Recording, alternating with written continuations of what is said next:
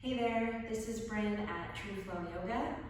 I had a couple people request some quick ideas for a 10-minute stretching session. And so I wanted to share my 10-minute stretching session that I've been doing the last few days myself. I just had a baby 6 weeks ago, and I had a C-section, so I'm just now cleared for physical activity in the last few days. So I had been away from my stretching and yoga practice for the past couple months, and getting back into it, my body's been a little stiff, a little sore, and so this is just like a quick, kind of simple, gentle 10-minute stretch that hopefully you can squeeze somewhere into your day. I have a couple props. You don't absolutely need the props, but a strap will be really helpful. If you don't have a yoga strap, pretty much anything else will work. You can use a belt, you can use a long string and stretched out t-shirt. You can get creative. I also have blocks, but these aren't necessary. I'll kind of explain it to you as we go along, but there's, you could use pillows or blankets or even shelves in your house as, modified props. So pretty simple to do without those as well. So this video might end up being a little more than 10 minutes because it takes a little longer when I'm actually having to explain it, whereas when I'm just going through the practice myself, it only takes me about 10 minutes, which is important with a baby that I'm feeding around the clock. I have a very limited free time, and so time is of the essence. And with that said, let's get started. So first thing I like to do is I start in child's pose. So you can take your knees apart, a little bit wider than your hips, push your hips back towards your heels, extend your arms forward long, get a nice deep stretch here. Now I sometimes start with my hands a little further back like this so that I can really push into my hands and try to get my hips to go even further back, closer to my heels. You might not be able to get your hips all the way onto your heels, which is fine, just do what you can. And then once your hips are as settled as possible there, try to keep your hips grounded where they are as you walk your hands further forward. You want to feel like your hips are going back and down, and at the same time, your torso is extending as long as possible. So you're kind of crawling your fingertips away from you to get longer and longer through the sides of your body. You can let your forehead rest down on the floor, or if it doesn't quite reach, you can also prop it on a blanket or a pillow or something. I like to spread out wide across my shoulder blades, my upper back, just get a good stretch there. Then I'm going to walk my hands a couple big steps over towards the right side, and the left side of your waist should be getting longer. So you're going to take a few breaths into that stretch, just feel the left side of your waist opening up, and then you can walk your hands back through the center, and then over onto the left side, and breathe a little bit more space into the right side of your chest. For all of these stretches, if you know Ujjayi breathing, that's great. You can practice that, which is just breathing in and out through your nose with sound. If you're new to that, you don't practice a whole lot of yoga, just breathe in through your nose, out through your mouth. Any way that you can breathe deeply and slowly is great. Then I'm going to come on up to my hands and knees, and I'm going to bring my wrists under my shoulders, knees under my hips to do some simple cat-cow stretches. I inhale, I let my belly drop, and I lift my heart up, dragging the shoulders back away from the ears. As I exhale, I round my back. So I'm going to pull my chin up into my chest and tuck my tailbone underneath. Then again, I inhale, I drop my belly down, I let my heart lift up, I pull the shoulders back, and then exhale, round the spine, pull the belly in and up. Inhale, let the heart lift forward and up, and exhale, round the back, pull the belly in and up.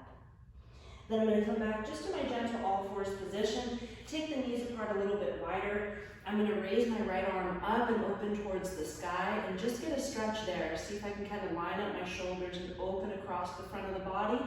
Exhale to bring the right arm underneath the body and out to the left.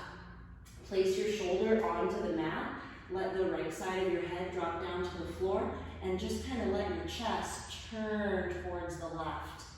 I use my left hand on the floor next to me to press into to get a nice bit of leverage there. And then I come back through the center, hands and knees position. This time the left arm comes up. I inhale, I rotate my chest, get a big stretch there.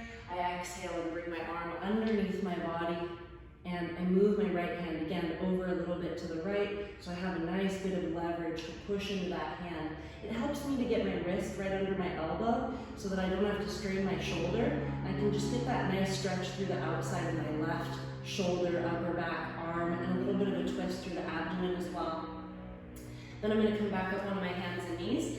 I've been doing a lot of wrist stretches lately because I've been carrying a baby around and breastfeeding and holding the baby in all these weird positions that I'm not used to, so my wrists have been really sore. So simple, I'll just start like this, just on my hands and knees. And a few days ago when I was doing this, this was pretty intense, just having not stretched my wrist for a while.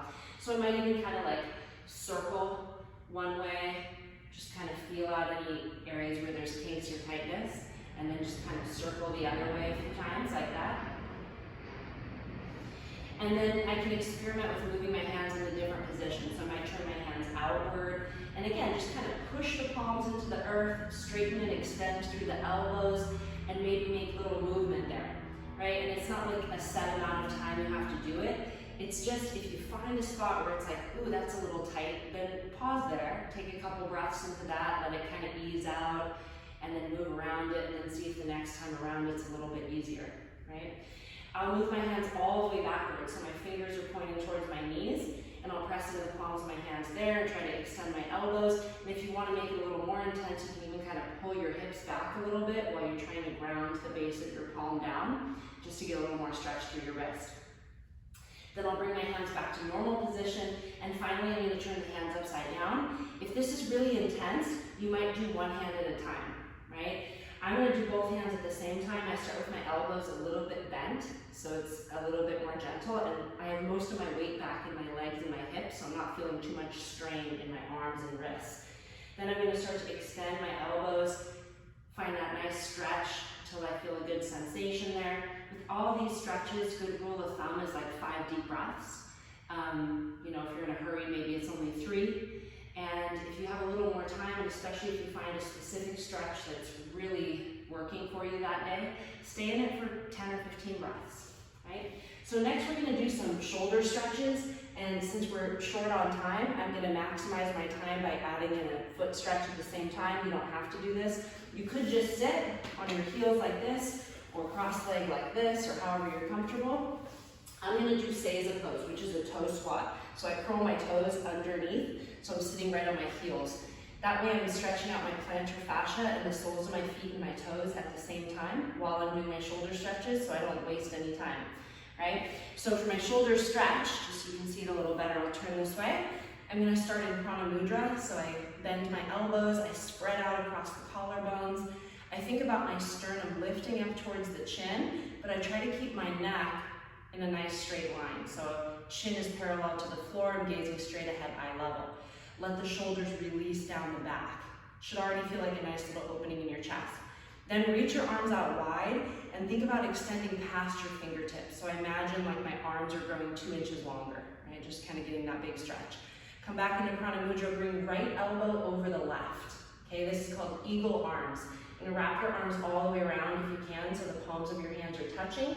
If you can't quite get there, a finger and a thumb is cool, or if you need to modify it further, it might be hands on your shoulders. I lift my elbows a little higher. I drop my shoulders a little lower. I move my wrist forward away from my face, and then I try to bring my neck back into alignment so it's right above the rest of my spine again. So I'm not kind of leaning my head forward, I'm pulling my head back into alignment right above the rest of my spine while I lift my elbows up. Then I'm going to send my elbows a few inches to the left and turn my head to the right, get a little neck stretch. Go back through the center, elbows to the right, head to the left. Go back through the center, lift the elbows up and back, any amount, little back bend, open the front of the body, come back through center. Unwrap your arms if your legs are killing you, your toes are screaming, just release it out. If you're good, stay a little longer. Reach your arms out wide, big breath in. Exhale, cross the left arm on top this time, wrap it around. Lift your elbows higher, drop your shoulders lower, move the wrists away from your face, restack your neck. Elbows move to the left, head turns right. Come back through the center, elbows to the right, head turns left. Back through the center, lift your elbows up and back, tip back through your chest, and then come all the way back up. Reach your arms behind your back, interlace your fingers. Squeeze your shoulder blades together, pull the shoulders down your back, lift up from the top of your heart, and then come back to center. Switch the clasps, so just move your fingers over one position, so you have the goofy thumb on top this time. Squeeze the shoulder blades, lift your chest, and then again, let it release. Then I'm going to release my feet out finally, okay? If you were still sitting there, you can sit on the tops of your feet, you can press into your fingers, let your knees lift a little bit off the floor, stretch the top of your foot and ankle. Release that out. I'm going to sit all the way down between my feet. If you can't sit between your feet, this is when your props come in handy. You can sit onto a block, or you can sit onto a couple blankets or pillows or whatever you have around. I'm going to walk my hands back behind me to get a little quad stretch. Okay, if you want to go deeper, lift your hips up, tuck your tailbone under, and set your hips back down. So that instead of sitting like this and going back from your back, you want to feel like your whole pelvis is involved. So you tuck the hips under, replace your hips, and then start to sink yourself back. If you're really bendy, you can even go further, get a little deeper, stretch into your quads there, right? Then I'm going to lift myself back up, and I'm going to come into downward facing dog. So hands come shoulder distance apart, spread the fingers wide, curl the toes underneath, pike the hips up. First downward dog, I'm going to lift my heels really high. I'm going to try to lift my sit bones way up into the air, okay? So I'm thinking about getting as high with my hips as possible. Then I'm going to bend my right knee a lot and start to reach my left heel closer to the floor. It's okay if it doesn't touch, it's just moving in that direction. If it gets to the floor really easily, try taking a little longer stance to make it a little harder.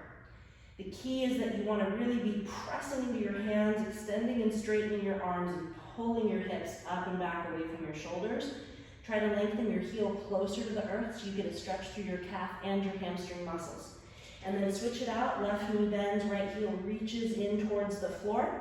If your heel comes all the way to the floor, really imagine you're grounding your heel into the mat and then lifting up through your kneecap on that right side.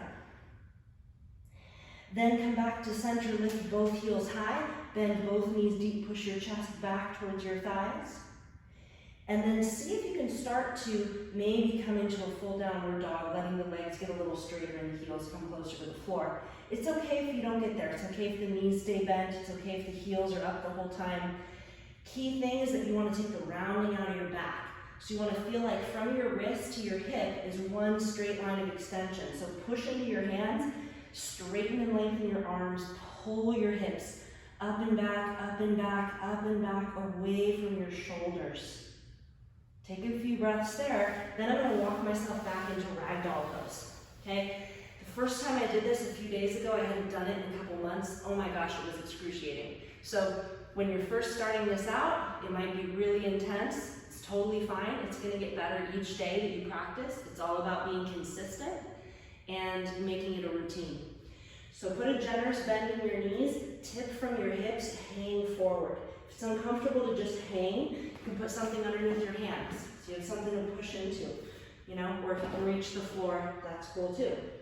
If you're really comfortable there, you can also bring your hands to your opposite elbows to hang. Okay, you're going to spread your toes out. Try to get your weight evenly distributed on the big toe and baby toe side of your foot. Try to shift your weight a little bit forward so you're not like sitting back into your heels, but you feel some of that weight move forward into the ball of your foot, even as your toes stay relaxed. Try to release your neck, release your head. Take some deep breaths because the deep breaths really help you release tension, right? So it's not about trying to get deeper, further into the pose. It's really more about trying to relax the tension, right? So find a spot that's sticky, breathe and relax into it. Then I'm going to drop my fingers down and come into the squat. Again, the squat, hadn't done it in months. It was intense the first time I did it again. Okay, so when you're coming into the squat, it helps take your feet a little wider, turn the toes out a little bit. Sometimes I kind of rock a little bit like this, back and forth. All right, and then let your hips settle. If your heels don't come all the way down, that's fine. If you need to keep your hands on the floor, that's also fine. But eventually, sitting up, heels reaching down. And then I might alternate a couple times between the ragdoll. Stay a few breaths there, go back to the squat. Stay a few breaths there, because they sort of counter stretch each other, and it helps to do it a few times because it gets a little better each time. I would do it slower than that in real life, so I would stay each one for 3 to 5 breaths. Then I might come back into my downward facing dog again, just see how that's feeling. And then come all the way down to seated. Bring the soles of your feet together, let your knees butterfly open. Really simple inner thigh stretch. Try to move your hips closer to your heels, draw your knees, thighs closer to the floor, sit tall through your spine. If that's intense, then that's enough. If it feels good, fold forward, get a little bit deeper into the stretch. Okay, and then one of my very favorite stretches, this one you're gonna use the strap for. Okay, so just have your strap or your towel or whatever you're using nearby. You're gonna lay down on your back. First thing you do, just bring your knees into your chest. Okay, simple stretch. Then reach your arms wide to the sides. Let your knees fall to the right side. Take a couple breaths there, let your left shoulder drop into the floor. Okay, bring your knees back to the center. Let your knees come down to the left side. Try to drop your right shoulder into the floor. This is such an amazing lower back stretch. It's a great, really gentle twist, simple to do anytime if you're having lower back discomfort. Bring your knees back to the center. This time, keep your right knee drawn into your chest, extend your left leg long. Keep your left leg straight, kick that left heel away from you, press your left thigh closer to the floor. And now we're using the strap. So you're gonna grab that strap, put it around the ball of your foot, extend your leg up long. If it's hard to reach, put more slack in the strap, put a little bend in your knee, right? Bring the leg further away. Lots of options to make it work. If it's still too intense, you could bend to the other knee. That makes it a little easier. But if you can, work that left leg straight, press the thigh down, start to work the right leg straighter, press that heel up towards the ceiling like you're flexing your foot. Gently over time, start to drift that leg a little closer to your body. I like to stay here for 10 or 15 breaths if I have time, if the baby's not screaming in the other room, right? So do what you can. If you have time, stay a little longer. It's a great stretch. Take both ends of the strap into your right hand. This time you're gonna open your leg out to the right. You're not trying to bring your leg to the floor. You're actually just letting it come out in a stretch so that your left thigh is staying grounded and your left hip is staying grounded. And that's gonna give you a big stretch through your inner thigh and your hamstrings, but you also have to engage your core a little bit to stabilize and hold your position. So it's kind of hitting all the parts of the body at once. Then I'm gonna bring my leg back to the center. If I have time, I'll switch hands, bring it all the way across into the twist. Right arm comes out to the right. Right leg goes all the way across so the right hip is stacked over the left hip, and I'm getting a big twist through the center of my body. Then I come back through the center. I'm going to switch it out, second side. Left knee into the chest, right leg extends long. Okay? I'm just moving quickly through this so that you know how fast it can be once you actually know what you're doing. Okay? So left leg extends up. Take a few breaths into that. Pull the leg towards you if you have time. 5-10 breaths here. Both ends of the strap into your left hand, open that leg out to the left. And engage through your core, press down through the right thigh. Bring the leg back through the center. Both ends of the strap into your right hand now. Left arm comes out to the left. Take a big twist. Right? Then we bring the leg all the way back up to the ceiling. And if you're out of time, then you're done. If you have time, you could grab both of your feet, come into happy baby pose. That's another great stretch. I'm gonna rock and roll all the way up to seated. And at this point, if it's time to move the laundry over or time to make dinner or the baby's crying, then hopefully you've been able to at least get a little bit of a stretch in. And hopefully learned a few little tips and tricks of things that you can do to easily make a quick, short stretching practice part of your daily experience. If you have more time, it's always great to do more. Thank you so much. Leave your comments. If you have any questions, I'm happy to answer them. Thank you and have a good day.